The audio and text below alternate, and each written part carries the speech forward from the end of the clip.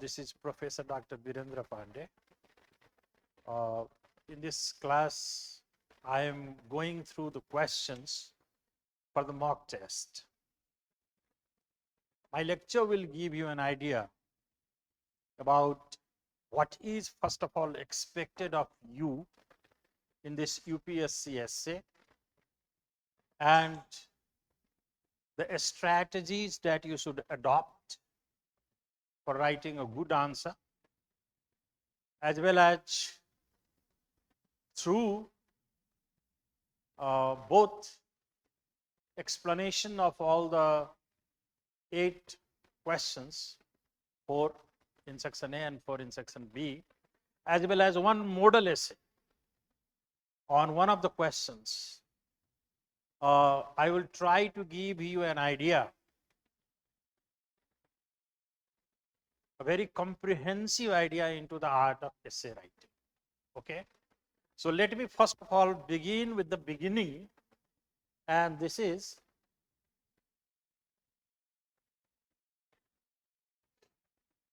first of all, you see, essay, any essay, whether of a high school standard or UPSC standard, basically it has 2 aspects. One is content and other is style. And the UPSC essay differs from the high school +2 level essay, both in content and style. Can any one of you tell me what I mean when I say that the UPSC essay differs in content considerably from the high school essay? You have any idea?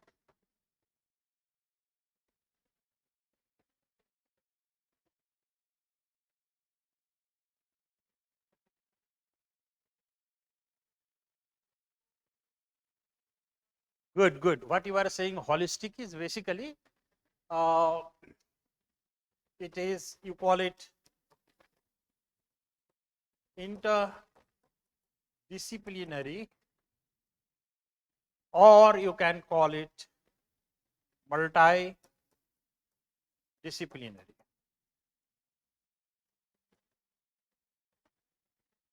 You should have a knowledge of any topic, not from just one domain. You should have knowledge of the topic from so many domains, particularly those which you study for your GS paper. You know, the subjects that you study for your GS paper, you should hand out a multidisciplinary or interdisciplinary. Now it depends on the level of the student. If a candidate is of the, you know, the top draw, can even take counter-disciplinary approach. In counter-disciplinary approach, what happens is that things said in one discipline is contested by the other discipline that is of a much higher order, and it's not necessary that you should go for that. It is not necessary that at the UPSC level you have to be counter-disciplinary. If you have in you the capability, fine. If not, this will do. Now, basically interdisciplinary, multidisciplinary, they use the 2 words, they basically mean the same thing. Treating a subject, a topic, not from just one angle, not just from one lens, from so many lenses, right? So content means that at the UPSC level, your knowledge of the content has to be interdisciplinary. If your essay, you do not take an interdisciplinary approach, I'm afraid you won't get good marks. Clear? Anybody has any doubt about this? No. Good. Now, come to a style. When we say style, what we basically mean is, you know, expression. Style is expression. There is a very famous British poet of the 18th century. His name is Alexander Pope. He said, what is often thought is never well expressed. It is much easier to talk. It is much easier for me to talk with you as I am doing right now with you in the class. But if I have to write the same thing, it will be very, very difficult for me. Because ideas, thoughts have to be given a form. Right? Have to be given a form.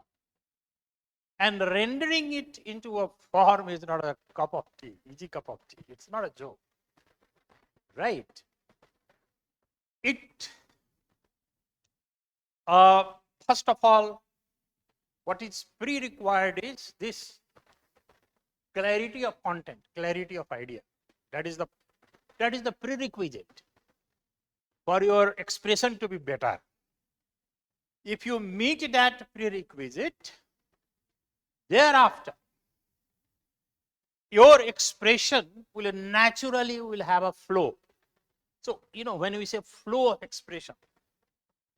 expression largely depends on your clarity of thought. Clear? What? Flow of thought is not 100% ensured by clarity of thought. You need so many things. You need, first of all, I take the simpler ones, then I will go to the more difficult ones. So let me put it simple and then complex. So the simple thing is organization and transition. Transition of idea and organization of idea. Transition means how you move from one set of idea to another set of idea. That movement should not impede the flow of expression. If there is a gap, if there is a sudden jump in the idea, if there is no connection, a kind of a jerk, your reader will feel jerky when the reader reads your essay.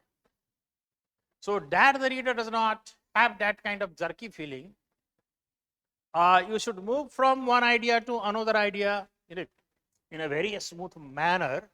That is called transition. So you will have to have transition. And the other is organization. This organization is also called a structure. The very structure of your essay. Right. Now this structure is again related to this content. You know that you write your essay in 3 parts. There are only 3 parts in an essay. One is introduction, the other is the body, what you call the middle paragraphs or the middle passages, and the last one is conclusion. And the nucleus of the essay is the body. That is the nucleus of the essay. The introduction and the conclusion are only cosmetic things. The real thing is your body, your face, right? Cosmetics only enhance your personality or your beauty. In the same way, introduction and conclusion do the same thing. They are cosmetic things in an essay. The real thing is the body, and the body is this content, which has to be interdisciplinary. Now you see. So you are bringing in one set of ideas, say from history, another set from psychology, another set from polity, governance, another set from ethics, another set from philosophy, right? So many domains. How you bring them, how you know, what you have analytically drawn from these disciplines on the topic, and more than that, how you synthesize, right? This analytical skill, analysis means both breaking down from the ocean of information in a subject, you are breaking down and taking some of the stuff, right, weaving them together and connecting it to things from the other domain. So you need the skills of analysis and synthesis, right? So this is what makes it difficult. And this becomes easy. This difficult thing becomes easy if you do this organization of idea beforehand, before you write the essay. The time for the essay is 3 hours, 1.5 hours, right? I think you should take about 15 minutes to plan, brainstorm and plan your essay. 1 hour to write it, 15 minutes to, edit it and revise and edit it. This is how you should go. So when you are planning your essay after the brainstorming, when you are planning your essay, organization comes just right there. There you are making some simple decisions. And whenever you make decision, remember one thing, critical thinking automatically comes into play. So what is critical thinking? Critical thinking makes you, even in practical life, critical thinking makes you take sane, S-A-N-E, sane, right decisions. Okay. So you take the right decisions. How much I have to take from one discipline, how I am going to connect it to the other discipline, how I am going to mold the thing from the other discipline to my earlier paragraph, my earlier passage, things like that. These are the decisions you make when you do this structure. But this structure does not simply mean that. This structure also means any body paragraph. What are the elements of a body paragraph? So I write in short BF, BP, not BF, body paragraph. So what are the elements? The elements are TS. TS means topic sentence. You have a topic sentence. Then you explicate it. Then you exemplify it. You give examples. Then you reflect on it.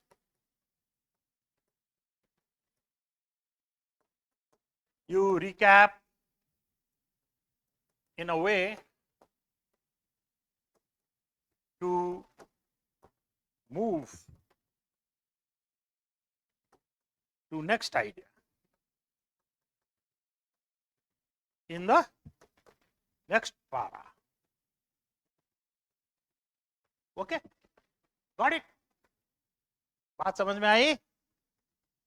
जब आप कोई भी बड़ी paragraph लिखिएगा, लिखने से पहले ये सब चीज का आपको ध्यान देना पड़ेगा जब आप प्लान कर रहे हैं कि मेरा मेन आइडिया क्या है होगा। जो मेन आइडिया होगा वही हुआ टॉपिक सेंटेंस।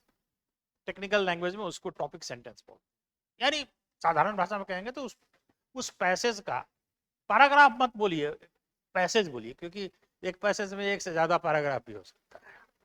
तो उस पैसेज का मेन आर्गुमेंट क्या है, उसको थोड़ा रीडर के कन्वीनियंस के लिए आप एक्सप्लेन कीजिए। यू एक्सप्लेन इट, एक्सप्लिकेट कीजिए। देन वेरी इंपॉर्टेंट, एग्जाम्पल दीजिए। और माइंड यू, आपका एग्जाम्पल यूपीएससी लेवल में कहां से आना चाहिए? रियल लाइफ एग्जाम्पल्स,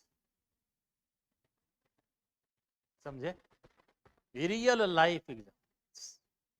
इसलिए आपको करंट अफेयर्स में एकदम पुख्ता होना पड़ेगा, ओके।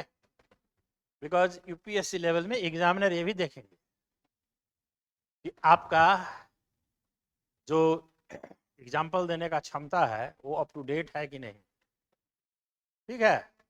ऐसा नहीं है कि आप अमेरिका और जर्मनी का एग्जाम्पल नहीं दे सकते, लेकिन जर्मनी और अमेरिका आपके दिमाग में पहले नहीं आना चाहिए, पहले क्या आना चाहिए, इंडिया आना चाहिए, ठीक है, okay. So you give the topic sentence, you explicate it, you exemplify it, then you reflect on that, very important. High school में ये नहीं जरूरी पड़ता, here this is required, reflection. Reflection is an or thinking of the highest top. और आप कल civil servant होंगे, so that is required, that is a requirement. Okay, you should try. देखिए ये सब हैबिट की बात है. If you cultivate this habit, if you write a dozen essay as I am telling you, okay, when you are attempting the 13th essay, you will feel so confident and essay will be so easy for you. हाँ, लेकिन एक दो ऐसे के practice नहीं होगा, एक दर्जन ऐसे का प्रैक्टिस करने के बाद ही तीसरा दर्जन आप जब शुरू कीजिएगा, then you will feel at ease, ठीक है। एंड देन लास्ट में आप क्या कीजिएगा, आप इसको रिकैप कीजिएगा। रिकैप का मतलब हुआ मेन इसी को थीसिस स्टेटमेंट को फिर से रीस्टेट कीजिएगा, लेकिन अब इस तरह से रीस्टेट कीजिएगा, यहां पर फिर क्रिटिकल थिंकिंग, कि इस पैसेज का आइडिया दूसरे पैसेज में जो आने वाला आइडिया उससे नेचुरली क्या हो, कनेक्ट हो। तो ये जब नेचुरली कनेक्ट हो जाता है, ध्यान से मेरा बात को सुनिए, किसी को कंफ्यूजन हो तो हाथ ऐसे कीजिएगा, यदि ये कनेक्ट हो जाता है नेचुरली, सो फार सो गुड, लेकिन बोलने में जितना आसान है ऐसा होता नहीं, ठीक है। 75% of the time you will not have that natural connection.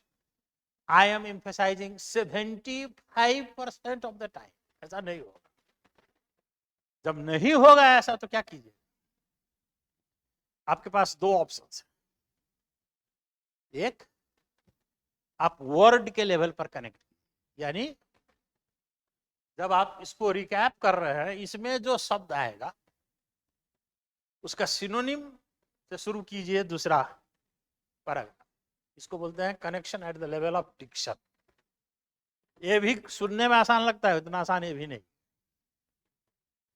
तो आसान है क्या, आसान ये है कि आपको ट्रांजिशन वर्ड्स का ज्ञान होना चाहिए, और ट्रांजिशन वर्ड्स का यदि ज्ञान है आपको, जैसे मान लीजिए दो कोई विपरीत आइडिया है, तो हाउएवर बट इस तरह का लगा के एक छोटा सा, एक before you and this paragraph, एक छोटा सा 20 से 25 शब्द का एक छोटा सा पैराग्राफ आपको देना पड़ेगा, उसको बोलते हैं ट्रांजिशनल पैराग्राफ, ठीक है। You are indicating to your reader, here this set of idea ends and another set of idea starts but in a connected way. वो ट्रांजिशन, छोटा सा ट्रांजिशन पैसेज का मतलब है, तो मैंने तीन तरीका आपको बताया, एक which happens naturally, two which can happen at the level of diction, वही शब्द नहीं यूज कीजिएगा, never repeat the same word, use the synonym, okay. और थर्ड, वो भी नहीं जब काम करेगा तो एक छोटा सा 25-30 शब्द का एक पैराग्राफ बना दीजिए ट्रांजिशन वर्ड के साथ। अब अर्थ में कैसा आता है ट्रांजिशन, उसको यूज करके आप कीजिए, क्लियर। चलिए, तो ये तो हुआ ये simple expression at the simple level, ठीक है। अब कॉम्प्लेक्स लेवल का बात किया, आपके ऐसे के लिए मैं तैयारी कर रहा था, तो मैंने थोड़ा थोड़ा हेल्प, और आजकल बड़ा फैशन में है ना, AI, थोड़ा थोड़ा हेल्प मैंने AI से लेने का कोशिश किया, तो आई वॉज सो डिसअपॉइंटेड, तो बड़ा डिसअपॉइंटमेंट। समझे क्यों हुआ? क्योंकि उसमें things, most of the problem जो मैंने देखा, the problem was that the paragraph will not have two problems. Paragraph will not have intra paragraph connection. Intra paragraph connection भी होता है ना, ये जो मैंने बोला आपको, एवरीथिंग, ये सब इंटरकनेक्टेड होना चाहिए, उसको बोलते हैं इंट्रा पैराग्राफ कनेक्शन। अब वो प्रॉब्लम है उसमें, शायद LLM में, वो क्या LLM बोलते हैं उसके लैंग्वेज को, उसको फिट नहीं किया गया है, वो मिस्टेक करता ही है। समझे? दूसरा प्रॉब्लम, नेक्स्ट प्रॉब्लम इज कि कभी कभी आपको पता नहीं चलेगा कि after all what is the sense, अरे ये क्यों बोल रहा है, बिकॉज एक आइडिया और दूसरे वो जो बोलेगा ना उसके बीच में बहुत बड़ा गैप हो। ठीक है, तो अब जब आप सोचिए, जब ये रोबोट कर सकता है ऐसा गलती, ह्यूमन तो कर ही सकता है, राइट? बट कोशिश क्या होना चाहिए, what should be the effort? The effort should be ये गलती ना हो, राइट? तो अब सबसे बड़ा चीज ये है, आप जब लिखते हैं, अब मैं यहां आ रहा हूं, when you are doing this synthesis thing, इसमें ये सिंथेसिस में एनालिटिकल नेचुरली आता है। So when you are doing this thing, right, you have to be clear in your mind about 2-3 things. Am I clear? Whatever I am writing, am I clear? Does my example make sense? How does it make sense?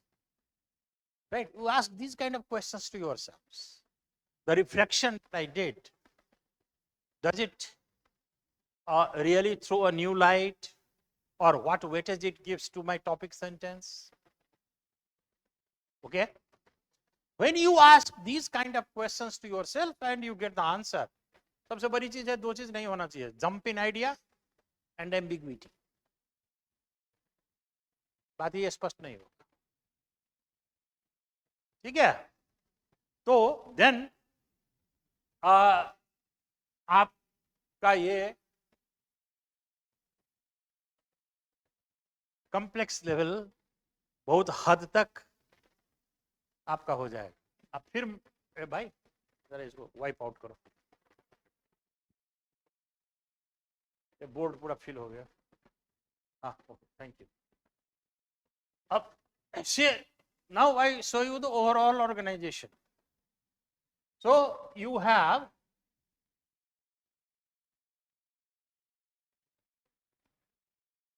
this is called global thesis. Every essay has a thesis. हर एक ऐसे का thesis होता है which you place at the end of the first, the introductory passage. Paragraph नहीं बोल रहा हूँ मैं, क्योंकि पैराग्राफ 2 भी हो सकता है। इंट्रोडक्टरी पैसेज के लास्ट में आप रखते हैं जिस स्टेटमेंट को, उसको बोलते हैं थीसिस। ठीक है, वो ग्लोबल हुआ। ग्लोबल इसलिए बोलते हैं इसको क्योंकि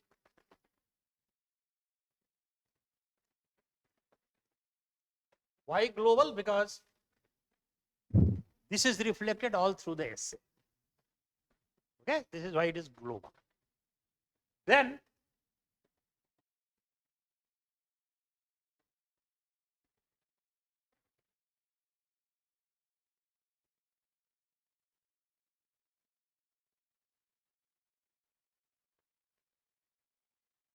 main ideas,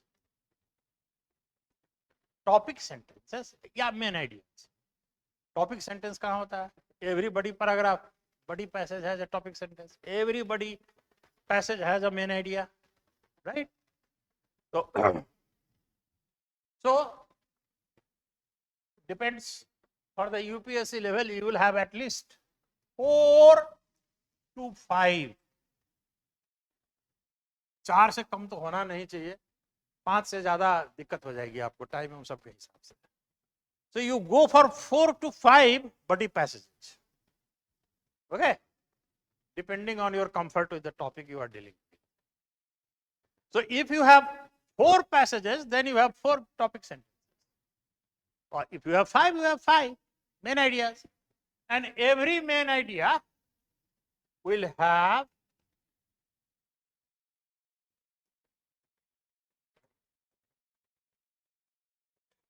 subsidiary idea.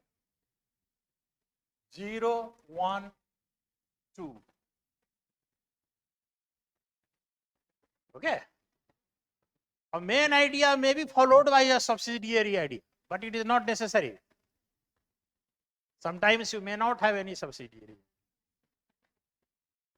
But sometimes you can have one subsidiary idea or 2. Normally, you will not have more than 2. Okay, because you are not an essayist writing for the New Yorker. So you will not, normally you will not have more than 2 subsidiary ideas. Even if there is no subsidiary idea, it doesn't matter. It depends on the nature of the topic, your comfort level, how much you know. These things are relative to that. Okay, but whether, so I put it like this, whether you have subsidiary idea or not, you will have definitely supporting details. Supporting details are the examples and the data that you. अब मैंने 2 arrow दिया है ना, ऊपर से नीचे, नीचे से ऊपर. इसका क्या मतलब हुआ? यदि आप ऊपर से देखिए, these are called local. इसको बोलते हैं local. Supporting idea, strengthen the subsidiary idea if you have. Subsidiary idea in conjunction with supporting idea or without subsidiary idea, this strengthens the main idea, and main idea strengthens the basis. So whether you have this kind of a structure or not, that you should be very clear in the very planning stage itself. ठीक है? Any doubt? No doubt? Okay. Now I am going to teach you. मेरा lecture का 2 part में करूंगा. पहले मैं वो जो फर्स्ट टॉपिक है ना, उसको डिटेल्ड में करके आपको दिखाता हूं और आपको समझाऊंगा कि कौन चीज क्यों है वहां.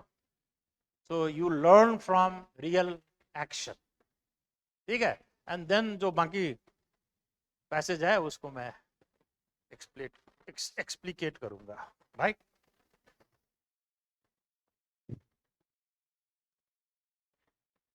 अरे वो ऐसे ऐसे लगा. ये नहीं, ये नहीं, ये नहीं.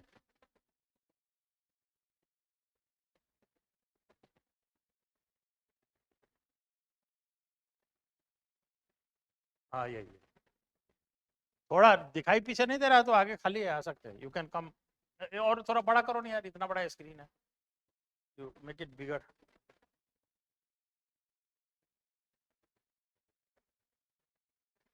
और थोड़ा बड़ा करो ना. नहीं नहीं नहीं, वो तो अब वो हो गया. You can see it, otherwise you can come a bit closer. Okay. So this is in the UPSC examination, the topic for the essay that you get, those topics most of the time are very aphoristic. Do you know the meaning of the word aphoristic? Aphoristic means a sentence that is very pregnant with meaning but very abstract, not concrete. Right? That is called aphorism. Most often, you know, it will have like a proverb or like a maxim. Okay, but proverb, not the kind of proverbs, look before you leap, honesty is the best policy, not, you know, not the high school kind of proverbs. So normally it is a very aphoristic statement by a well-known person, and it is not necessary for us to know, to whom the statement is attributed. If you know, fine. If you do not know, that is also fine. Okay? संसार में कौन आदमी क्या बोला सबको जानना जरूरी है नहीं, कोई जान भी नहीं सकता है, इसलिए स्टेटमेंट किसने दिया है वो जानना जरूरी नहीं, उसका मतलब क्या है, that you have to understand, right? So this is why I say, before you start, see on the right hand side, before you start, you try to understand the core message encapsulated in the, in the quote or in the assignment, in the topic. The topic, assigned topic है, उसका core message क्या है वो आपको समझना है. वही समझ नहीं होगा तो गया गुरु गोबर, तब गड़बड़ वहीं से हो जाए. ओके, अब किसी ने हाथ नहीं उठा के मुझे प्रश्न नहीं किया, क्या राम जो समझेगा श्याम भी वही समझेगा, सीता जो समझेगी गीता भी वही समझेगी? Not precisely the same. Not precisely the same, but not drastically different. Precise समझदारी एक ही तरह का होना चाहिए जरूरी नहीं, लेकिन वो जमीन आसमान वाले भी बात नहीं होना चाहिए. नॉट ड्रेस्टिकली डिफरेंट, इसका मतलब है कि दोनों में से कोई ना कोई गलत समझ. ठीक है? ओके, तरीका है इसका समझने. Most such expressions will be very poetic. बड़ा पोएटिक एक्सप्रेशंस होता है. पोएटिक का मतलब होता है कि उसमें फिगर्स ऑफ स्पीच होगा मोस्टली, या तो उसमें मेटाफर होगा या इमेजरी होगा या आयरनी होगा, इस तरह का सेंटेंस होगा. ज्यादातर मेटाफर और इमेजरी हो. For example, look at this topic. Someone is sitting in the shade today because someone planted a tree long time. तो देखने ही से पता चलता है कि भैया कौन सा ब्लश लगाया है, कौन सा आईलाइनर लगाई है. मतलब ये जो भाषा का जो डेकोरेशन है वो किस नेचर का है, तो इट इज मेटाफर. इसीलिए उसको बोलते हैं फिगर्स ऑफ स्पीच, ऑर्नामेंटेशन बोलते हैं ना. द सेंटेंस इज ब्यूटिफाइड और has been made poetic with the use of metaphor. Metaphor है सिंपल. अब क्या है मेटाफर? तो मेटाफर को आप अनपैक कीजिए. जब हम पौधा लगाते हैं, वृक्षारोपण करते हैं, तो आज की कल वो बड़ा हो गया है? नहीं ना. राम के दादा वृक्षारोपण किए 2020 में, और वो जो डेल्टा आया उसमें राम नाम सत्य हो गया. लेकिन उनका पोता, ग्रैंडसन और ग्रैंड डॉटर, पोता पोती, उस वृक्ष के नीचे बैठ के उसके शेड का क्या ले रहा है? एंजॉयमेंट कर. Right? So planting a tree means what? Planting a term means an investment in for the long run. It is not a short term investment. Long term investment कीजिएगा तो ये धरोहर के रूप में काम करेगा, लीगेसी. आने वाले जनरेशन के लिए, आपके लिए शेड दे ना दे, आपके लिए भी दे सकता है. आप किसी दुर्घटना का शिकार ना हुए तो आपका भी, आपके लिए भी शेड हो सकता है. Not in the immediate present, in the future. आपके आने वाले जनरेशन के लिए तो जरूरी ही वो देगा. ठीक है? क्लियर है? So this is why it says someone sitting in the shade today. क्यों वो बैठा हुआ है shade? Because someone planted a tree long time back. Grandson and granddaughter is enjoying the shade because the grandfather and the grandmother planted the tree. So is it now clear? Clear है ना? Okay. So this is how you should understand it. And when you understand these things, then these are the keywords you see. Selfless service. Because the person who is planted the tree may not benefit from it in the short term and may not benefit himself. So in a sense, his service is selfless. आज जो मोदी जी कर रहे हैं, ये ना समझिएगा कि मैं मोदी भक्त हूं, लेकिन आज जो मोदी जी कर रहे हैं, ना आगे नाथ ना पीछे पका, वो अपने तो किसी के लिए नहीं कर रहे हैं, वो जो कर रहे हैं सो किसके लिए कर रहे हैं? फ्यूचर इंडिया के लिए. गुड. तो selfless service then is legacy.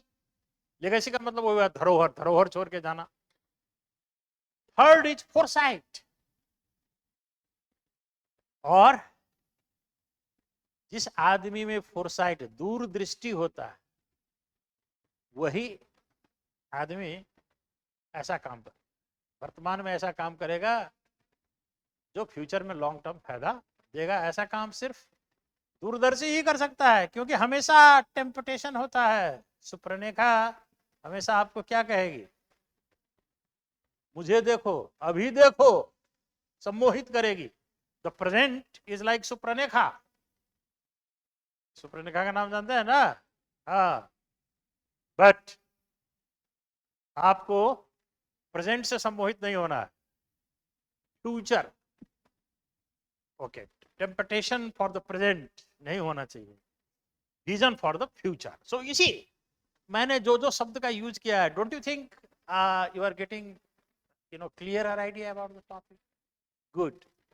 Now, so once you have understood the topic, कैसे जाएगा ऊपर जी?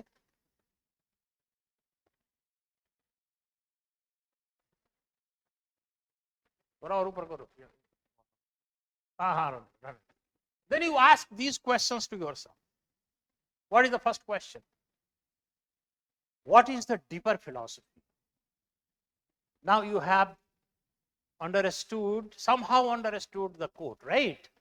But you should dive deeper into it.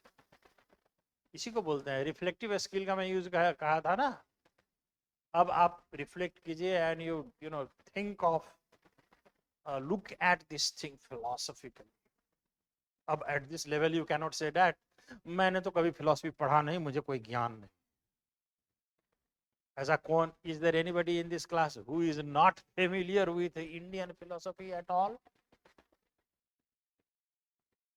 Hindu philosophy, Buddhist philosophy, Jain philosophy, इसका ज्ञान तो होगा ही. बेसिक नॉलेज तो होगा ही. इवन वेस्टर्न फिलॉसफी का भी बेसिक नॉलेज आपको होना चाहिए. So what is the deeper philosophy? Based on your common sense knowledge, you should be delving into the deeper philosophy of the statement. Then अब हमेशा Britain America का example छोड़ के इंडिया को ध्यान में रखिए. इंडिया से प्यार कीजिए. And how does this apply to India's past? How does this applies to India's future? Present, past and future. आप उस स्टेटमेंट को उससे जोड़ के दें. ठीक. गुड. देन आप कितना रियल वर्ल्ड एग्जांपल्स ला सकते हैं वो भी आप सोचिए. ठीक है. ये जब आप कर लिए हैं, and if you have done the planning, then you write which paragraph?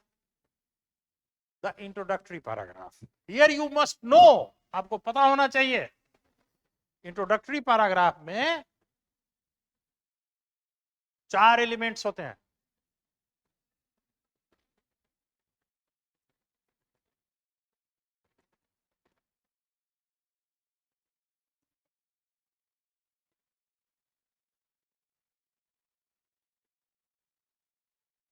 चार एलिमेंट्स होते हैं order. One is hook, two is bridge, three is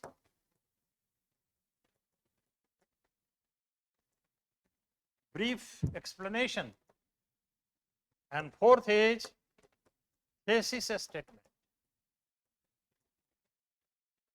और इसका लेंथ होना चाहिए 125 से लेके 150 वर्ड्स, यूपीएससी के हिसाब से मैं बोल रहा हूं। ठीक,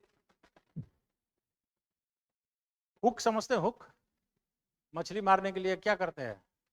हुक में क्या लगाते हैं? बेट। मछली का ध्यान आकर्षित करता है ना खाने के लिए, आया फंस गया। आपको भी फंसाना है। किसको? मेरे जैसे डिफिकल्ट रीडर को। A difficult reader like me. अब मैं अपने आप को डिफिकल्ट क्यों कर रहा हूं? First of all, I have so many things to do. उसमें एक बर्डन है, आपका कॉपी भी देखना। ठीक, अब पहले से ही मेरे दिमाग में बायस है, प्रेजुडिस है, अरे बकवास है लिखा हो। ठीक है, तो I am what I'm trying to tell you is that practically speaking, your UPSC examiner, essay examiner, जो आपका कॉपी देखेंगे, will be a unmotivated person. अब वैसे अनमोटिवेटेड पर्सन को आपको क्या करना है? You have to motivate that person to read your essay. नहीं तो ऐसे देखेंगे, ऐसे देखेंगे, ऐसे देखेंगे, नंबर देके भागे। प्रैक्टिकली यही होता है। ठीक है, if you fail to grab the examiner's attention right at the beginning, the examiner is not going to spend much time with your effort. So this is why it is very important that you hook the attention of the reader. और hook 10 प्रकार के होते हैं। मैं उतना hook का बात नहीं करूंगा, मैं 2-3 हुक का बात कर देता हूं। एक हुक जो बड़ा इजी होता है, easiest is to begin with an interrogative sentence. ठीक है, दूसरा उसे थोड़ा better and still little bit difficult, वो होगा अनदर प्रोवर्ब। दूसरा प्रोवर्ब, उसी को रिपीट तो मत कीजिए, उसे मिलता जुलता कोई दूसरा प्रोवर्ब है।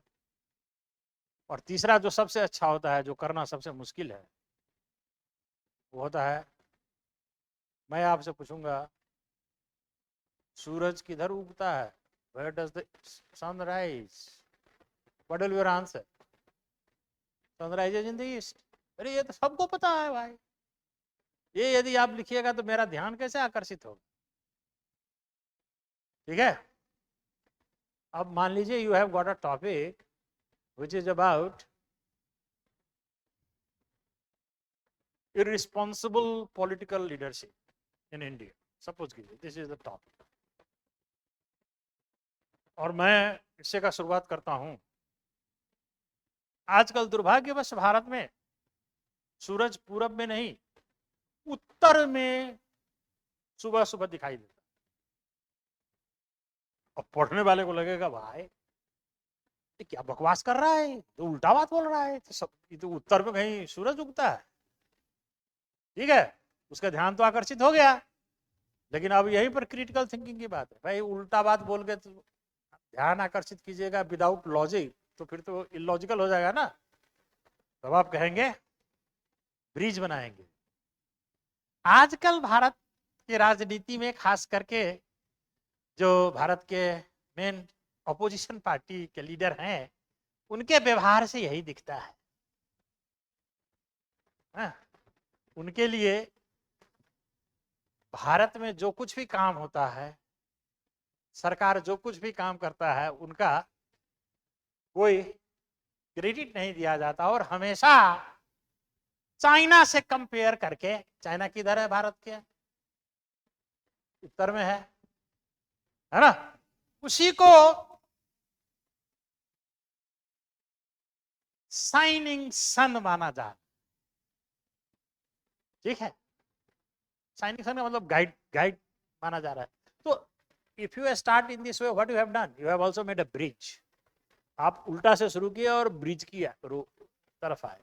एक दूसरा तरीका भी बता देता हूं, कोई फेबल, फेबल है ना, पंचतंत्र का कथा या ईसप का फेबल्स, या कोई फिल्म का कहानी, आप उससे भी शुरू कर सकते हैं। You can also start with a story that will also grab the attention of the reader, but very important that once you start with the hook you have to make the bridge. आपको पुल बनाना पड़ेगा between the hook and the real idea, उसको बोलते हैं बीच का bridge. And thereafter you briefly explain the idea. Idea को थोड़ा clarify कीजिए, जैसे मैंने अभी आगे किया था ना, उस तरह से क्लैरिफाई कीजिए। और क्लैरिफाई करने के बाद पहले आएगा आपका जो ये आएगा टेंटेटिव थीसिस स्टेटमेंट। टेंटेटिव का मतलब हुआ कि आप सोचते हैं कि ये मेरा थीसिस स्टेटमेंट होगा, लेकिन ये मेरा फाइनल नहीं। ये तो आप जब रफ करेंगे ना, ये उस समय की बात है। ऐसे में रफ भी करना चाहिए। एग्जाम में जो मैंने शुरू का 15 मिनट बोला ना, उसमें ये सब ग्राफ व्राफ बना लेना चाहिए। बाद में उसको जब ऐसे लिख लीजिएगा तो एक धर एक ऐसे कर लीजिए, क्योंकि उसको भी क्रेडिट देता है एग्जामिनर, देखता है कि आपका थिंकिंग कैसे काम कर। सो अभी ये आपका हुआ tentative. For the time being आप सोचते हैं कि ये मेरा थीसिस स्टेटमेंट होगा। नोबडी आस्क्ड मी कि why it is not a final thesis statement. मैंने इसको इसका हिंट आपको दे दिया था। मैंने वो एरो एरो एरो ऐसे बनाया था, एरो बनाया था, तो क्या मतलब था? जो बड़ी पैराग्राफ का मेन आइडिया है, उसको एक जगह में जब आप कंबाइन कीजिएगा, right, that will be the final thesis. ठीक है, लेकिन वो फाइनल थीसिस स्टेटमेंट करने से पहले आप एक बार एक टेंटेटिव कर लीजिए, क्योंकि वो उतना डिस्कनेक्टेड भी नहीं होगा उससे। आफ्टर ऑल जितना भी आइडियाज है आपका यहीं से फ्लो करेगा ना, it will flow from there, so it will not be 100% disconnected, but it would still be tentative, because you have still not merged. Merge is the right word. The main ideas of the body paragraphs into your thesis statement. ठीक है, clear है? Okay, and always use, हाँ, table का मैंने hook में example दिया था।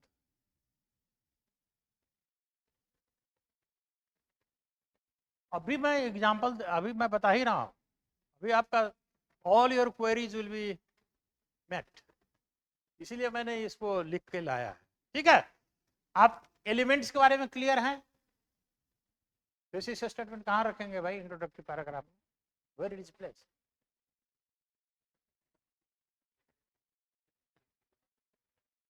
at the end of the first passage, right?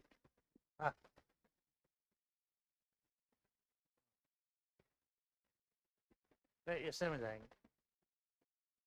Okay, so here I am reading out the first paragraph which I have done on this topic, and the red one you see a red one, hook, bridge, explanation and thesis statement. So this indicates कि यहाँ से यहाँ तक hook है, यहाँ से यहाँ तक bridge है, यहाँ से यहाँ तक ये है, right?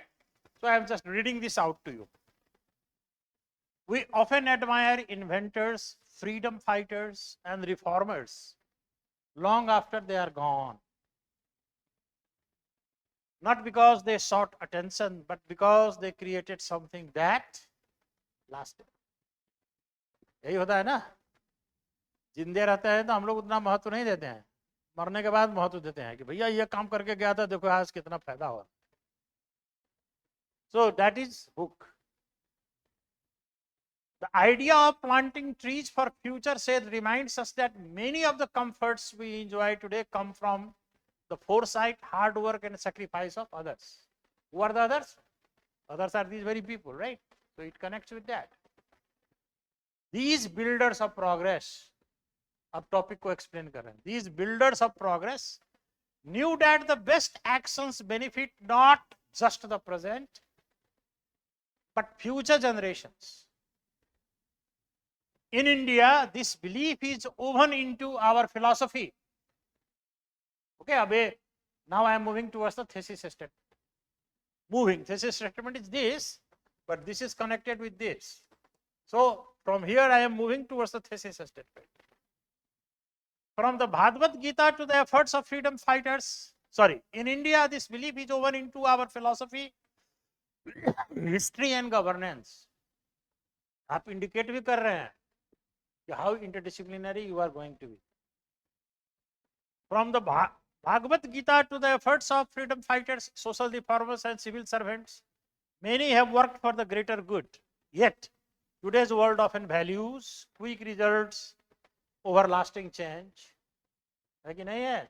मैंने सुप्रणिका का बात किया था ना, अभी का फायदा देखते हैं लोग. This essay explores how Indian traditions honor selfless service and how modern life challenges that idea. Okay, so that whole is your thesis statement. How do you rate this introduction at the scale of 1 to 10? 1 से 10 में आप इसको क्या mark दीजिएगा introduction? It has all the elements. It has clarity of expression, flow of thought. ठीक है? Good. Now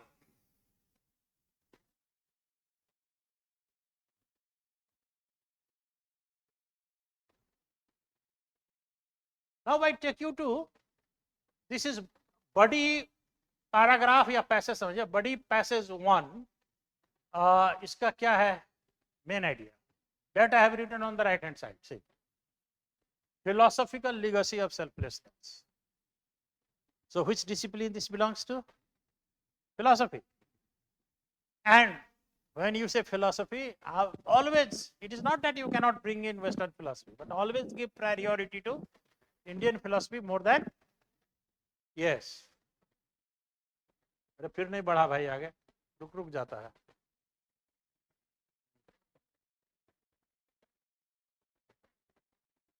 This is body paragraph 2. This is the main idea. So this is historical treatment of looking at the same thing from the discipline of history. Third one, as you see here, governance and growth. Growth means economic growth. So polity, economy and environmentalism, green vision. तीनों को इसी में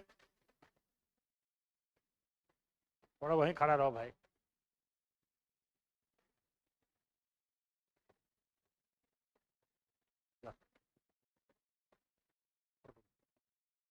और ऊपर करो ना.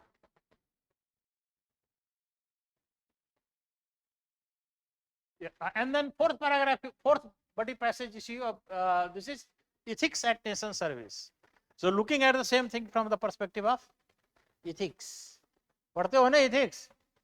सबको करना पड़ता है. And the last one is very important, this counter view.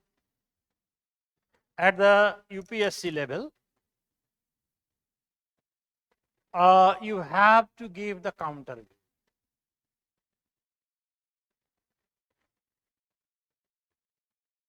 आज तुम्हारे डैडी चाय पीने के लिए जाएंगे किसी लड़की के घर, क्योंकि उनको वधू लाना है. वधू समझे? तुम्हारे लिए लाना है पत्नी. तो क्या तुम ऐसे ही मान जाओगे पिताजी का बात? सही सही बोलो. पिताजी जो बोलेंगे तो उनके चीज को तुम काउंटर करोगे कि नहीं करोगे? करोगे ना?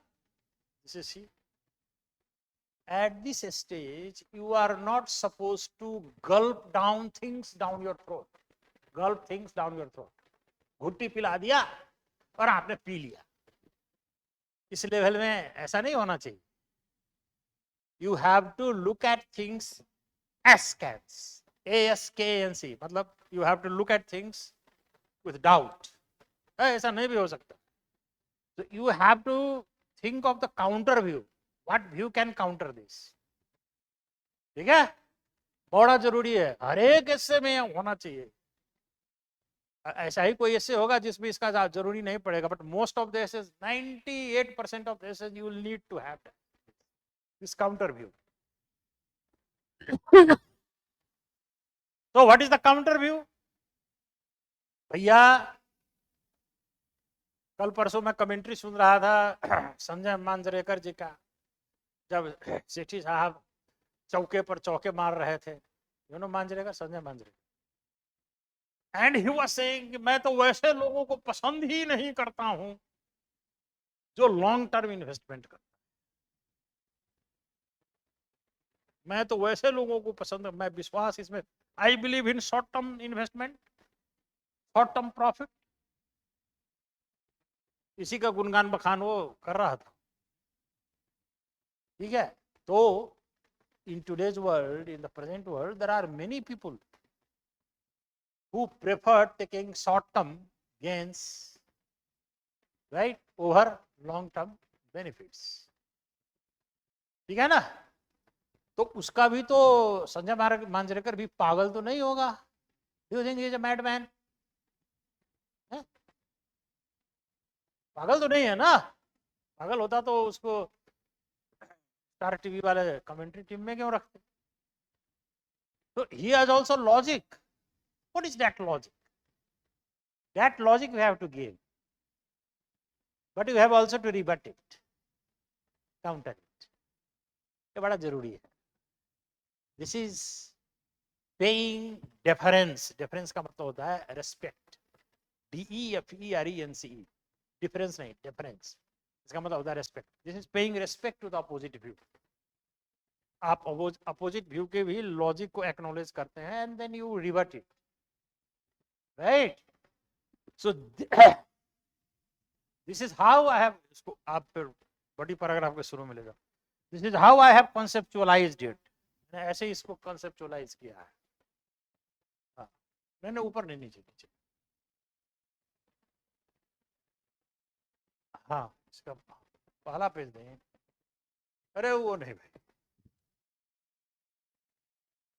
हाँ ये राइट. तो इसमें वो मैं सब पढ़ूंगा तो बहुत टाइम लग जाएगा. Do you want me to read this? It will take so much of time. जरूरी नहीं है ना. आप बात समझ गए ना? You understand the things. So now you go to the conclusion. Conclusion में चलिए.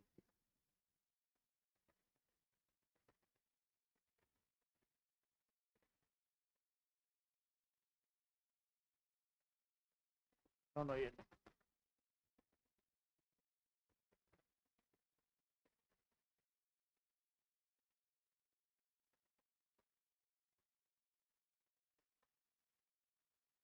कंक्लूजन नहीं है. ऐसा कैसे हो सकता है? या तो है कंक्लूजन. यही है. This is conclusion. Okay. Now conclusion also has elements. 3 elements.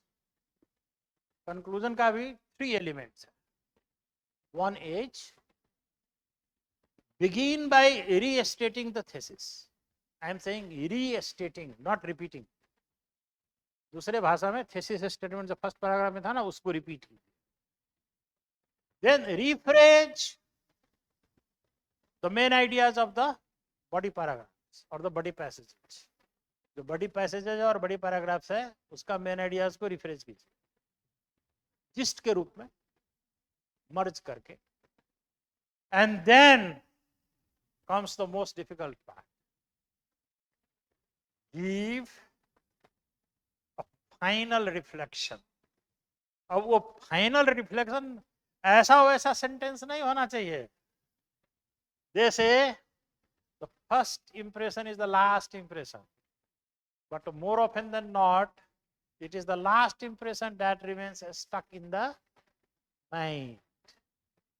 So that last sentence should be very, very strikingly powerful. A powerful sentence बड़े बड़े शब्द प्रयोग करके नहीं होते हैं, बहुत पोएटिक लैंग्वेज से नहीं होता. सेंटेंस का पावर होता है largely content and the word chosen in accordance with the intensity, idea and intensity of the content. Okay, so this is short. I read this out to you. India's past and present demonstrate that selfless action lays the foundation for enduring progress. From the Gita's teachings to the freedom struggle, because ये history वाला में हमने बात किया है, गीता का teaching philosophy में बात किया है. This has been discussed in philosophy. From visionary policies to the ethical service, governance, and polity. Although contemporary society often pursues immediate gains, a counter view. Although contemporary society often pursues immediate gains, genuine development demands patience, principle, and foresight. A final sentence देखिए. By upholding the ethic of service beyond the self, we safeguard both the present and the promise of tomorrow. और conclusion कितने शब्द में है? 75. यही दिमाग में रखिए. 75 to 85. This should be the maximum in your mind. Right? Body paragraphs you can write from 150 to 225 words, depending on इस बड़ी पैराग्राफ में या बड़ी पैसेज में कितना शब्द का जरूरी पड़ेगा. ठीक है? You think now you have got an idea about how to go about the essay thing? ये हटा दीजिए, दूसरा शुरू करो. Now I am going along with the other, going to explain to you the other 7 topics. But I thought that how to write an essay, if I give you this idea, it will be better for you. Right? And you have got it? Good. Yes. So this one is done. इसको छोड़ दीजिए, दूसरे में जाइए, दूसरे हाँ second में ये दे दीजिएगा इन लोगों को. This will help them. So topic 2, be a slow walker but never walk back. ठीक है, बड़ा सिंपल है. Another proverb that should immediately come to your mind is slow and steady wins the race. The hare and the tortoise. वही वाली बात है, slightly rephrased differently. So here again same thing. Unpack the metaphor in the quote. अब metaphor को आप यदि unpack करते हैं तो क्या पाते हैं? What do you find? A steady progress over a speed. A steady progress over a speed. Remain resilient, never retreating. अब भैया बताइए कितने दिनों से लगे हुए हैं इस काम में? For how many years? भाई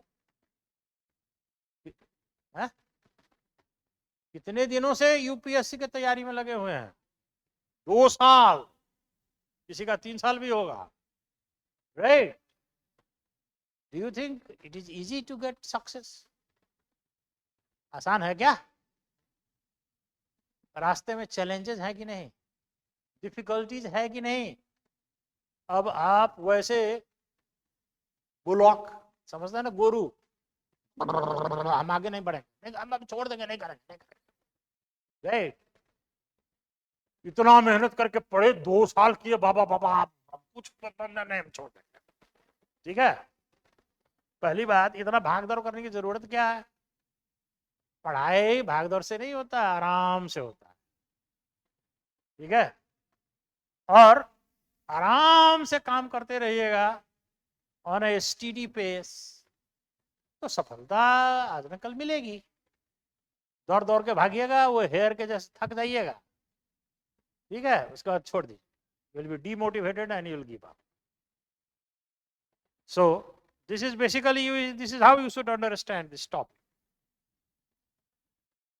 So now you ask yourself the question, what does this slow walker symbolize? Slow walker symbol हुआ ना था.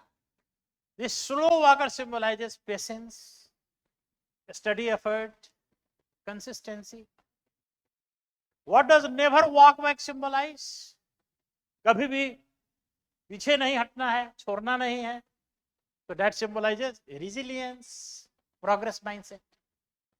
मैंने एक विदेश में काफी दिन में विदेश में पढ़ाया हूँ. वहाँ मैं यूपीएससी जैसे ही कोचिंग इंस्टीट्यूट में भी पढ़ाता था. वैसे तो मैं यूनिवर्सिटी प्रोफेसर था, वहाँ भी पढ़ाता था. तो मैंने देखा 6-6 साल 6-6 बार 7-7 बार फेल किए हुए बच्चे भी एक दिन आके मिठाई लेके आता है, नाम निकल गया सर, ठीक है. और काफी मुझे आश्चर्य होता था क्योंकि वो एवरेज होता था. काफी जो ब्राइट वाले होते थे 1-2-3 साल दिए, उसके बाद छोड़ दिए. बट एवरेज लगे रहे मुन्ना भाई, कर लिए. ठीक है. So that is resilience. That resilience is what is this hinting at. So अब ऐसा समझना क्यों जरूरी है? तो मैंने यहां लिखा है मंत्र. मंत्र क्या है भैया? Understand that UPSC rewards clarity of thought and metaphorical interpretation. Do not rush. First break down the code, understand it. Okay, वो पोइटिक होता है, उसको पहले अंडरस्टैंड. गुड. देन अब इंट्रोडक्शन में आप वैसे ही शुरू कीजिएगा, with a hook, with a bridge, with a clear thesis statement. अब ये थीसिस स्टेटमेंट शुरुआत में आपको देना ही पड़ेगा, बाद में भले उसको चेंज कर लीजिए बड़ी पैराग्राफ से. बट शुरुआती जो थीसिस स्टेटमेंट है क्या है, यहाँ देखिए. Success does not require a speed, but what? Direction. Doesn't it follow from the way I explained this to you? This essay explores how a steady effort with one varying direction leads a person to personal and public progress. अब ये व्यक्ति के जीवन में भी यही होता है और पब्लिक लाइफ में भी यही है, राइट? बहुत हड़बड़ है. दुनिया के भगवान बहुत हड़बड़ हैं. कौन है भाई दुनिया के भगवान? Who is supposed to be the God of the world? अरे ट्रम्प, डोनाल्ड ट्रम्प बहुत हड़बड़ में है. मागा, मेक अमेरिका ग्रेट अगेन. अभी तक कुछ हुआ क्या? अभी तक कुछ भी नहीं. क्यों? अब मोदी जी को कंट्रास्ट कीजिए इससे. पहला टर्म में कुछ किए, उससे ज्यादा सेकेंड टर्म में किए है. कश्मीर को लीजिए दिमाग में. थर्ड टर्म में तो ऑपरेशन सिंदूरे कर दिए. हो सकता है कल को पीओ को ही ले लें. तो ये क्या सब स्पीड में हो रहा है? Are this things happening at a speed? No. So whether it is related to a person or it is related to personal life or public life, the same thing.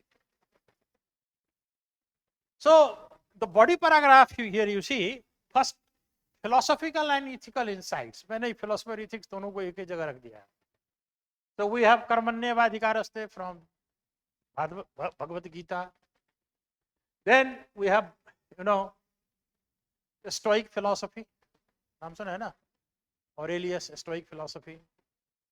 और बुद्धिज्म, दोनों में ये चीज है कि फेस डिफिकल्टी विथ मन के शांति, inner काम. मन शांति से काम लो. हम भी किसी दिन बहुत घबराए हुए थे घर में, पत्नी बोलती है शांति से शांति से शांति से. ठीक है, ओके. सो ये अब दूसरा पॉइंट देखिए, मैं लिया साइकोलॉजी से. साइकोलॉजी में दो थियरी है. इफ यू नो, अब जरूरी नहीं है, if you do not know, do not take psychology, take something else. अब मुझे पता था तो मैंने साइकोलॉजी से लिया है. One is carol Dweck, psychologist है. वो he has given a theory about growth mindset. तो वो ग्रोथ माइंडसेट का उसका कहने का मतलब वही है कि even a person of average intellectual ability can really achieve very big if the person persists. That is his theory, proven theory. So that is from psychology. The second one is a Stanford marshmallow experiment, and this is about delayed gratification.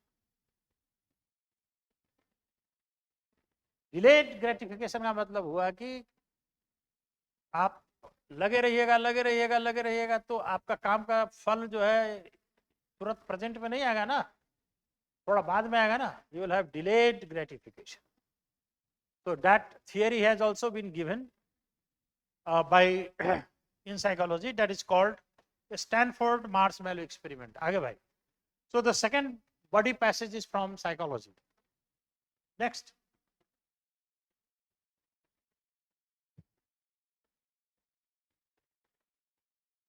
Yeah. Third one you see is from, बड़ा जरूरी है. ये तो मान के चलो हमारे mock test में एक भी प्रश्न नहीं आया था, लेकिन तुम्हारे फाइनल एग्जाम में इन्वायरमेंटलिज्म से क्वेश्चन तो आएगा है. घुमा फिरा सस्टेनेबल लिविंग, एसडीजी गोल्स को बढ़िया से देख लो. There will be one question, at least one question from SDG goals. So this environmental and sustainability vision के हिसाब से है. The fourth one is from governance and public policy, and then the counter view, speed as modern necessity. ठीक है. एक तो Hindi film है, राजस्थान में शूटिंग हुआ है, साउथ का हीरो है, नाम मैं भूल गया हूँ. उसमें हीरो जो है दौड़ता है ऐसे ऐसे. ठीक है. तो मेरी वाइफ कभी कभी हमको क्रिटिसाइज करती रहती है कि आप इस जमाने के नहीं हैं, उस फिल्म के हीरो के जैसे हैं, ऐसे ऐसे. समझे क्या हुआ इसका मतलब? आज के जमाने में किस चीज का वैल्यू है? स्पीड. तो हाँ अच्छा है बट बड़ा स्लो है जी, बोलते हैं ना लोग. You hear this kind of a comment. अब इसमें भी तो दम तो है इस comment. So you give that perspective but then you revert it. उस व्यू को आप रिवर्ट भी कीजिए. ठीक है. अब रिवर्टल देखिए मैंने दिया है. क्या है rebuttal? Speed without direction leads to burnout and collapse. ऐसे भी आजकल देखते हैं ना. तो मेरी पत्नी सुना रही थी कि शेफाली है कोई बॉलीवुड की, 42 वर्ष की, मर गई कुछ दिन पर. तो बड़ा दुखी थी वो, हमको तो पता भी नहीं था. बड़ा दुखी. काहे दुखी हो भैया? तो शेफाली मर गई. कैसे मर गई? तो हार्ट अटैक हो गया. हार्ट अटैक कैसे हो गया भैया? तो ओवर एक्सरसाइज से होगा. ज्यादातर बॉलीवुड वाले तो ओवर बॉडी बनाने के चक्कर में ओवर एक्सरसाइज से मरते हैं, है ना. वही चीज है, उसी को आप मेटाफोरिकली समझिए. Speed without direction leads to burn out और collapse. True leadership lies in sustainable momentum. Momentum ऐसा होना चाहिए जो सस्टेनेबल हो. ठीक है. अदरवाइज चाइना वाला हाल हो जाएगा. चाइना के पास एक दिन कोई बोल रहा था, बड़े आदमी बोल रहा था कि इतना आयरन है चाइना के पास, स्टील, जो पृथ्वी से चंद्रमा तक बना सकता है सीढ़ी. सो मच ऑफ स्टील चाइना है. चाइना के पास इतना घर है, गोस्ट हाउसेस, बड़े बड़े बिल्डिंग सब खाली है, नोबडी लिव्स. चाइना के पास इतना हाई स्पीड ट्रेन है, 90% ऑफ देम आर ग्राउंडेड. चढ़ने वाला आदमी नहीं. तो व्हाट इज दिस? ये सब यही मतलब बड़ा जल्दी जल्दी जल्दी जल्दी स्पीड में. This is not sustainable development. So उसके बाद आप कंक्लूजन करने का तरीका वही है. और एक फाइनल रिफ्लेक्शन मैंने यहां दिया है, देखिए. Better to walk slowly with conviction than to run fast in the wrong direction. ठीक है. Is the topic clear? आगे बढ़ो भाई. आगे आगे और दूसरा Yes, that was also slow. This is why it was a success. बहुत जल्दी जल्दी जाने पर गड़बड़ हो जाता है ना. अब आप you take the example of Nepal. इतना माने revolution in a very short period of time they tried to bring revolutionary changes. monarchical democracy भी हटा दिया, रिपब्लिकन डेमोक्रेसी लाया, ठीक है. कॉन्स्टिट्यूशन ऐसा बनाया जिसमें वो पूरा लोकल गांव वाले तक को इकोनॉमिक पावर दे दिया, right. But that is not sustainable. When you do things, very ambitious things at a great speed, things do not become what? Sustainable. You have to do it, slowly and steadily. Topic 3. That man has reached immortality who is disturbed by nothing material. हाँ भाई, बताओ. मैं भक्त हूं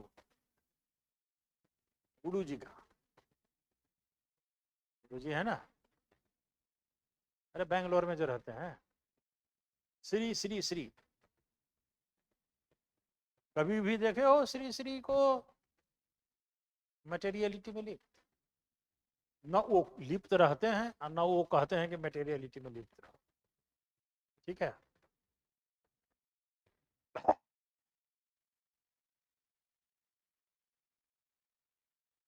अंबानी जी अपने छोटे बेटे के शादी में नंगा नाच किए पैसे का, किए. अब बेटे से संतुष्टि है क्या उनको? न पैसे से संतुष्टि है, न बेटे से संतुष्टि.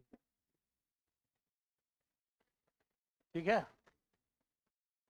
So thing is, in the modern world we cannot remain detached from materiality. It is true. अभी के संसार में हम मटेरियलिटी से डिटैच नहीं रह सकते हैं. भैया भगवान बुद्ध भी डिटैच नहीं थे, तो छोड़ो ना हम लोगों का बात. लेकिन मटेरियलिटी में लिप्त रहना भी क्या है? खत्म. यदि if your life is steeped into materiality, then your life is doomed. हमारा लाइफ डूम्ड है. ओके, तुम जिंदे में मरे हुए. पर ऐसा आदमी जो मटेरियलिटी में लगे रहते रहते भी उससे पड़े है. You understand my language? Even though you are into it, but you are at the same time detached from it, then what are you? You are immortal. तुम immortal. This is what this means. इसका मतलब यही है इसका. तो always think of a quote beyond its literal meaning. उसका underlying meaning क्या है वो समझने का कोशिश करो. And if you look at the structure, आगे बढ़ो भाई. If you look at the structure of the same, आगे बढ़ो ना, और आगे. यही है ना? ना ये नहीं है भाई, बहुत आगे बढ़ गए. यस, यहाँ है. So the things are here from philosophical and spiritual traditions. Bhagavad Gita, Buddha, जैसे बुद्धा के बारे में मैंने लिखा है, enlightenment comes through detachment from desire and ego. और बुद्ध ने तो खुद करके दिखाया था ना ऐसा. और हमारे भगवत गीता में स्थित प्रज्ञ शब्द, संस्कृत शब्द है स्थित प्रज्ञ. इसका मतलब होता है the man of study wisdom who is undisturbed by pleasure और पेन. फिर साइकोलॉजी से लाया है मैस्लो हायरार्की. वो माइंडफुलनेस, ये साइकोलॉजी में भी है और फिलोसफी में भी है, स्टोइक फिलोसफी में भी है. Mindfulness, emotional intelligence, leadership ethics. Gandhi ji, Abdul Kalam Azad, आपके सिविल सर्वेंट्स, जो सिविल सर्वेंट्स हैं इंडिया के, जो गुड हैं, अच्छे हैं, they act from principle and they do not act from good ones. They do not act from greed, or gain or lasting respect. History में ऐसे काफी सेंट्स, साइंटिस्ट और रिवोल्यूशनरीज हुए हैं, काफी एग्जाम्पल है. So from this interdisciplinary perspective, दूसरे जगह जाओ भाई, we can interpret it, right? Next topic is, अब इसका काउंटर व्यू देखो क्या होगा. This is important for you to know. Counter view is, भैया हम लोग किस सोसाइटी में रहते हैं? We live in a consumerist, right? अब कंज्यूमरिस्ट सोसाइटी का तो भगवान ही क्या है, ना बीवी ना बच्चा ना बाप बरा ना मैया, द होल थिंग इज की डैड की भैया सबसे बड़ा रुपया. This is the thing, right? So here detachment in today's world seems to be a rejection of material life. But actually the quote is not saying this, right? What the quote is saying is that do not detach yourself completely away from material life. Do not be indulgent, only indulgent. यही कहता है ना. So rebuttal इसका यही है, you know, one can engage with the world fully but without being enslaved by material highs or lows, जैसे कि काफी लोगों ने करके दिखाया है. Just like that. आगे बढ़ो जी. पीपुल आर गेटिंग अनईजी, ये लोग बहुत देर से बैठे हुए हैं. हाँ, चौथा, नहीं नहीं और आगे. The fourth one, here you see an ounce of practice is more than tons of क्या है? Yes. So again, you know, this is a metaphor. And what this ounce of practice symbolize? It symbolizes genuine action, leading by example, practical application. Tons of preaching represent hollow speech. है ना, hollow speech. Without practice, moralizing without credibility, right? Do you believe in moralizing that Baba Ramdev does? Baba Ramdev जो प्रवचन देते हैं, exercise नहीं, जो प्रवचन देते हैं उसमें तुम विश्वास करते हो? मैं तो नहीं करता. But I believe in the preaching that Shri Shri does, because what he preaches he does it himself. ठीक है? Leading by example. If you preach by example, then your words have what? Value. Simple. This is a very simple kind of a thing. Again, as you see, you know, given it a philosophical treatment, given it historical treatment.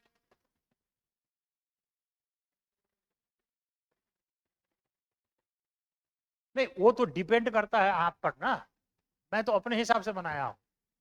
आप GS subjects के किस किस subject से comfortable है, और ऐसे का topic यदि आपका दिमाग उससे कनेक्ट करता है, then you can go for that. मैंने जो बताया है उसी से जाना जरूरी नहीं, नॉट नेसेसरी. ये तो मेरे अपने हिसाब से है, आपके हिसाब से कुछ दूसरा हो सकता है. but there is one but. Most of the quotes will be of philosophical nature. So if the quote is of philosophical nature, it will be very important for you to give it a philosophical treatment. और आजकल ज्यादातर question आप देखिएगा ऐसा ही रहता है. इसलिए आप दो चीज कीजिए, मैं बता देता हूँ. Do two things. एक तो इंडियन फिलोसफी का किताब पढ़ लीजिए बेसिक, और दूसरा वेस्टर्न स्टोइक फिलोसफी लिख लीजिए, नोट कर लीजिए. स्टोइसिज्म, वेस्टर्न स्टोइक फिलोसफी, ये दो पढ़ लीजिए. Stoic, STOIC. इससे आसानी होगी. It will make things easier for you. Okay. So, I mean, this topic doesn't, now this seems very easy. बढ़ो जी, आगे बढ़ो. The fifth one is aim for the moon. If you miss, you hit the stars. बड़ा simple है जी.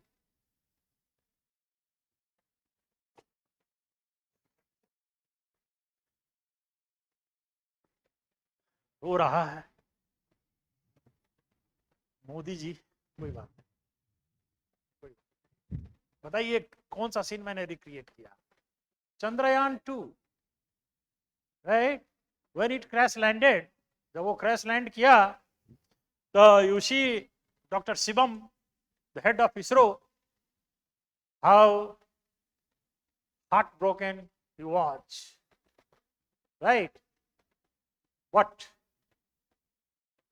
आया ना Chandrayaan 3, that led to what?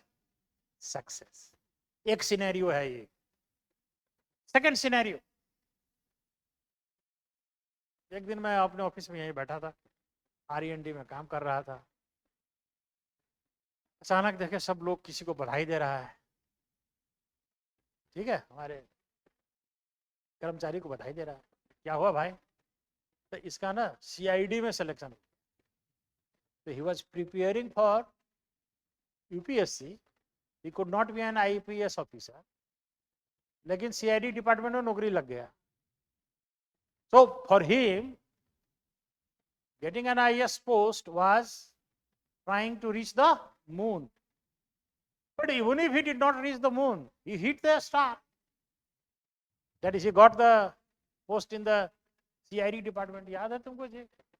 है ना? सब। तो इस कोट का यही दो मतलब, जो मैंने दो एग्जांपल देके बताया ना, this is what this quote means, right? Again, first of all, you must have a goal, and if the goal is larger, it is definite that you may not, come up with success at one go. तो success one go में आएगा जरूरी नहीं है, but success will eventually come. And even if it is a failure, जैसे कि चंद्रयान के case में हुआ, even if it is a failure, the failure is a stepping stone towards success. Basically, this quote means these two things, right? So I think I should go now, talk more about it. इससे आप अपने हिसाब से connect कर। हाँ, एक दो example और बता दूं, ठीक है? एक तो इसका एग्जांपल कलामी जी हैं। कलाम जी अखबार बेचते थे, ठीक है? उसके बाद वो क्या हो गए? Missile man of India, president of India. दूसरा, आगे बढ़ो जी, आगे बढ़ाओ तो इसको और एग्जांपल मांगे। दूसरा इसमें एग्जांपल सिर्फ अब्दुल कलाम आजाद, ये ग्रीन रेवोल्यूशन, इंडिया का जो ग्रीन रेवोल्यूशन है, that is also did not come overnight. Why do you think this digital India is a success? Digital India, it has brought, it is a roaring success. But this roaring success is also what? No, not cost. It came after a lot of failures. Right. आगे बढ़ो भैया। Yeah, so topic number 6 is your most unhappy customers are your greatest source of learning. ये तो बड़ा simple है जी। My essay class is good or bad? Am I a good teacher or a bad teacher? How will I know and how will I improve myself? If I have to make a foothold in the market, I must know what is good about me, what is bad about me. Mostly, more than good, what is bad about me, so that I can improve on the bad. And how do I know it? I know it from the feedback.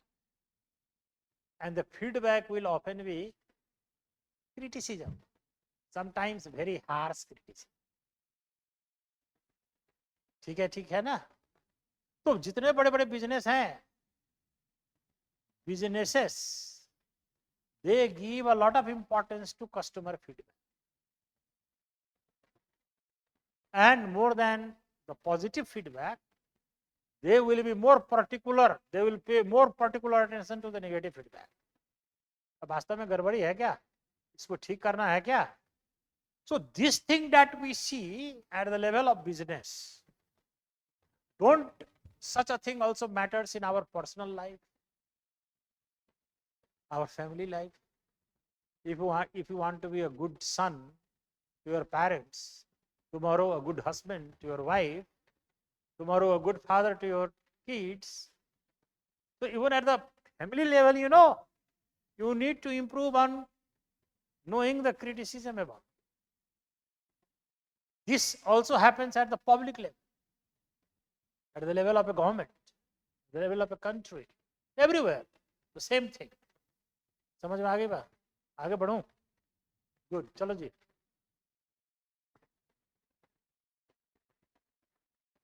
और आगे. Seventh one is, some people walk in the rain, others just get wet. Very important.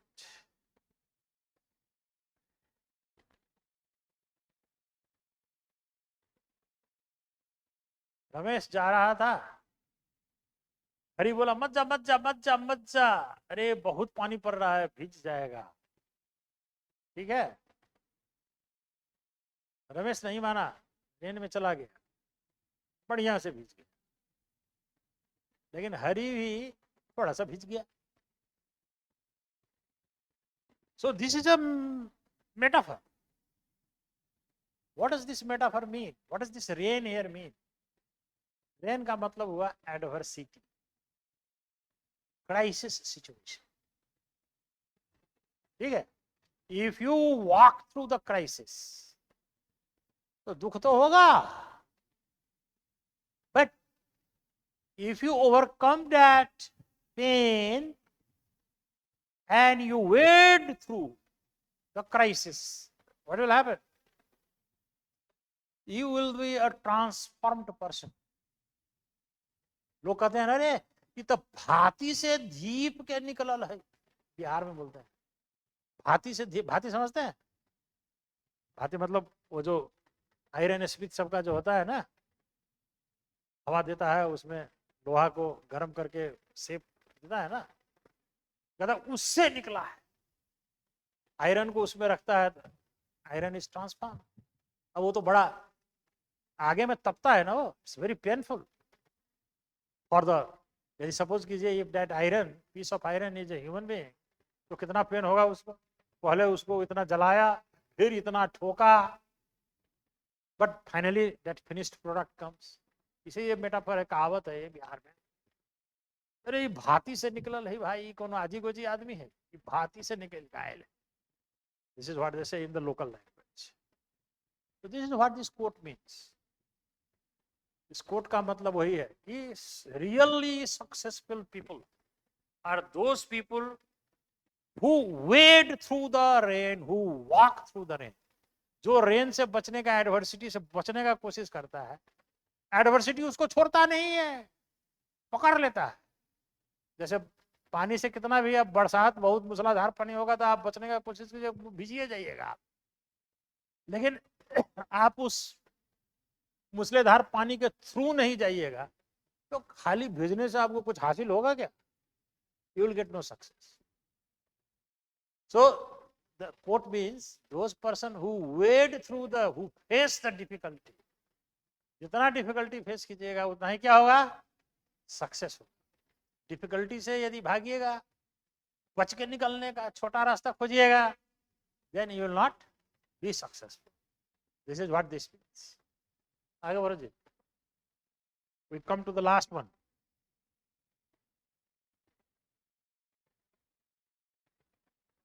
The last one is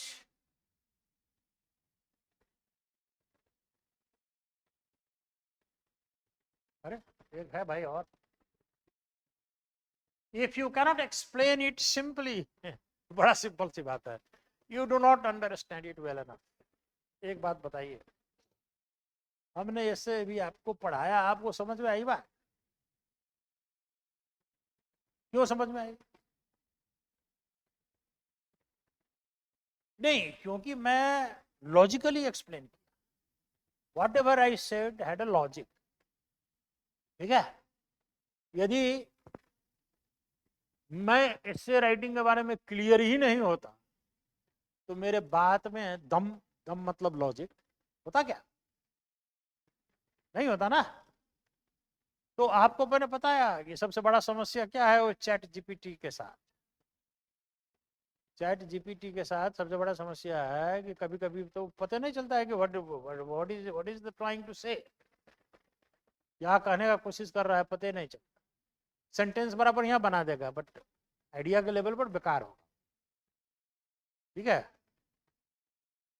तो whenever there is a problem with understanding, कोई भी चीज का समझ आपका जितना कम होगा उस चीज को आप उतना डिफिकल्ट लैंग्वेज में बोलेंगे, उतना कॉम्प्लेक्स रूप में बोलेंगे और सुनने वाले लोग समझेंगे नहीं। So who is the best teacher? Best teacher is a teacher who teaches very complex things in a very simple way, giving real life examples. बड़े बड़े साइंटिस्ट हुए, दो का नाम मैं बताता हूँ, आइंस्टाइन और हमारे कलाम जी। कलाम जी का बात बच्चा भी समझते थे। he would be talking about nuclear physics, missile technology, but in a way even children could understand it. So how he was able to achieve that level of communication? He was able to achieve that level of communication because he had clarity of thought. ठीक है, इसका simple मतलब यही है। तो यदि आप clarity of thought का मतलब हुआ क्लैरिटी ऑफ विजन, तो इसको आप देखिए मैं किस किस लेवल से इसको देखा हूँ। थोड़ा लगता है जैसे ये टीचिंग से रिलेटेड है बट इट इज नॉट। आगे बढ़ो भैया, जरा आगे बढ़ाओ इसको। हाँ, so from philosophy to Gita, Buddha, Socrates. Gita means Bhagavad Gita, Buddha, Socrates. Bhagavad Gita में तो बहुत थॉट्स है ना, but the thoughts have been conveyed in a very simple way. बड़े बड़े जो फिलोसफर, जो अच्छे अच्छे फिलोसफर है, कॉम्प्लेक्स आइडिया को बड़े सिंपल लैंग्वेज में समझाएं। This is why they are teaching sticks. Education में देखिए, teachers who can simplify tough ideas so true mastery. Swami Vivekananda भारी से भारी फिलोसॉफिकल आइडिया को इस तरह से बोलते थे लोगों को समझ में आ जाता था। साइंस में वैसा ही मैंने एग्जांपल दे दिया आइंस्टाइन का, फेमन अमेरिकन है हमारे कलाम जी का। इस इसरो एंड नासा, इसरो और नासा का विजुअल्स देखिए, जो इसरो और नासा विजुअल्स दिखाएगा, डिस्कवरी चैनल पर कभी कभी आते रहता है इसमें, तो देखिएगा कि इतना कॉम्प्लेक्स चीज दिखाएगा जिसका हम लोगों के बारे में कोई जानकारी नहीं है हमको, लेकिन इतना बढ़िया से दिखाएगा कि ये समझ में आएगी सिंपल वे। सो मोदी जी, मोदी जी को कम्युनिकेशन में आप कितना मार्क दीजिएगा? Don't you think he is a very good communicator? भारी भारी चीज को इतना बढ़िया से वो जनता जनार्दन के लेवल पर समझा के बोल देते हैं, right? So C, just see philosophy and education, science and communication, governance and public policy, ethics and leadership. How I have taken things from so many disciplines to even treat a topic like this. Now we come to the concluding part of our lecture, and I give you one very good piece of advice. Do not be unduly be perturbed by what I performed in the class. ओहो sir तो ऐसे perform किया, हम तो नहीं कर सकते हैं। इससे आप दिग्भ्रमित मत होइए। Trust your own level of knowledge. आपको नॉलेज का जितना लेवल है आप उसी को ट्रस्ट कीजिए, ठीक है? और दिमाग में सिर्फ एक बात रखिए कि हमको एक ही लाइन में नहीं जाना है। जीएस पेपर का 4-5 पेपर का लाइन लेना है, ठीक है, टॉपिक से रिलेट करके।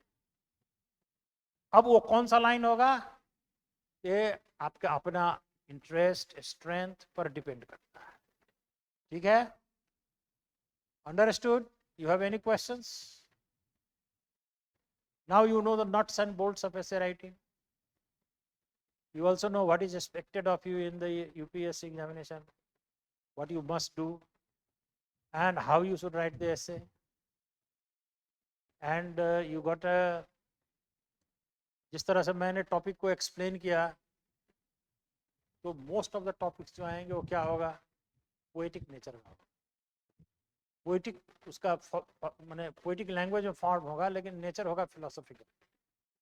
ठीक है, so you have to understand the imageries and the metaphor or the symbols, जैसे मैंने किया, you understand it at the underlying level, right?